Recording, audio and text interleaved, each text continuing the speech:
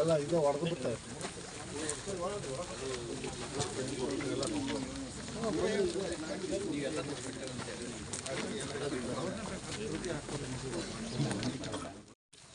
ಹೆಂಗೆ ಸಾಲ್ವ್ ಮಾಡೋಣ ಸರ್? ಇದು how to solve the problem? ಸ್ವಲ್ಪ ನಾನು ಒಂದು ರೌಂಡ್ ಬ್ಯಾಂಕರ್ಸ್ ಕರೆದು ಮಾತಾಡ್ತೀನಿ. ಈಗಂತೂ ಎಲ್ಲ ಕುತ್ಕೊಂಡು ಹೋಗ್ತಾರೆ. ಎಷ್ಟು ವರ್ಷ ಆಯ್ತು ಕಟ್ಟಿದ್ದು? 10 years. ಮುಂದೆ ಬರ್ರಿ. ಶಕ್ತಿ ಇದೆಯಾ ಬಿಲ್ಡಿಂಗ್ಗೆ? ಅದನ್ನು ಹಂಗೆ ಇದು ಮಾಡ್ಬೋದಾ, ಮಾಡಿಫೈ ಮಾಡ್ಬೋದಾ? 12 crores ಕಟ್ಬೋದು. ಏನು ರೀ 12 crores ಭೂಮಿಗೆ ಹಾಕ್ಬಿಟ್ಬಿಟ್ಟಿದ್ವಲ್ಲ ರೀ, ಹಿಂಗೆ ಮಾಡಿದ್ರೆ ಹೆಂಗೆ ರೀ? ಅದು ಡೀಟೇಲ್ ಕೊಡಿ ಪ್ರಾಜೆಕ್ಟ್ ಕೊಡ್ತೀವಿ. ಗೌರ್ಮೆಂಟ್ ಲ್ಯಾಂಡ್ನ ಹೌದು ಅಂದರೆ ಅಕ್ವಿಷನ್ ಮಾಡ್ಕೊಂಡಿದ್ದ ಅಥವಾ ಗೋಮಾಳನ ಅಕ್ವಿಷನ್ ಆಗಿದೆ. ಇದು ಅಕ್ವಿಷನ್ ಆಗಿದೆಯಾ? ಆಗಿದೆ ಮತ್ತು ಅವ್ರಿಗೂ ಕಂಪೆನ್ಸೇಷನ್ ಕೊಟ್ಟಿದ್ದೀರಾ? ಅಕ್ವಿಷನ್ ಆಗಿರೋದು ಕೊಟ್ಟಿರ್ಬೇಕು ಸರ್. ನಮಗೆ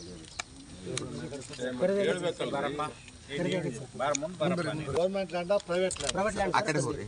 ಪ್ರೈವೇಟ್ ಲ್ಯಾಂಡ್ ಅಕ್ವೈರ್ ಮಾಡ್ಕೊಂಡಿದ್ದೀವ? ಕಾಂಪನ್ಸೇಷನ್ ಕೊಟ್ಬಿಟ್ಟಿದ್ದೀರಿ? ಎಲ್ಲ ಆಗಿದೆ. ಬರೀ ಇದು ಮಾತ್ರ ಮಾಡಬೇಕು. ಯಾಕೆ ನಿಲ್ಸಿದ್ರಿ ಸರ್? ಅದು ಲೋನ್ ಒಂದು ಆಗಲಿಲ್ಲ ಸರ್. ಲೋನ್ ಅವಾಗಿರೋರು ಯಾರು ಹೇಳಿದ್ರು ಆಗಿರೋದು ಯಾರು ಅವ್ರು ಇಂಡಿವಿಜುವಲ್ ಲೋನ್ ಆಗಿಲ್ಲ. KGP ಕೇಳಿದ್ರು ಸರ್. KGP ಲ್ಯಾಬಲ್ಲಿ ಒಟ್ಟು